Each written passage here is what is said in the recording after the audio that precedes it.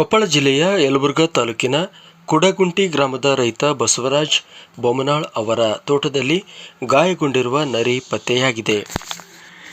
ಬೆಳೆಗೆ ನೀರು ಹಾಯಿಸಲೆಂದು ತೋಟಕ್ಕೆ ತೆರಳಿದ ವೇಳೆ ಗಾಯಗೊಂಡು ಬಿದ್ದ ನರಿ ಕಂಡು ಅರಣ್ಯ ಇಲಾಖೆಗೆ ಮಾಹಿತಿ ನೀಡಿದ್ದಾರೆ. ಸ್ಥಳಕ್ಕೆ ಧಾವಿಸಿದ ಯಲಬುರ್ಗಾ ವಲಯ ಅರಣ್ಯಾಧಿಕಾರಿ ನರಿಗೆ ಪ್ರಥಮ ಚಿಕಿತ್ಸೆ ನೀಡಿ ಕುಕನೂರು ತಾಲೂಕಿನ ಚಂಡೂರು ಗ್ರಾಮದ ಮೀಸಲು ಅರಣ್ಯ ಪ್ರದೇಶಕ್ಕೆ ಕೊಂಡೊಯ್ದಿದ್ದಾರೆ.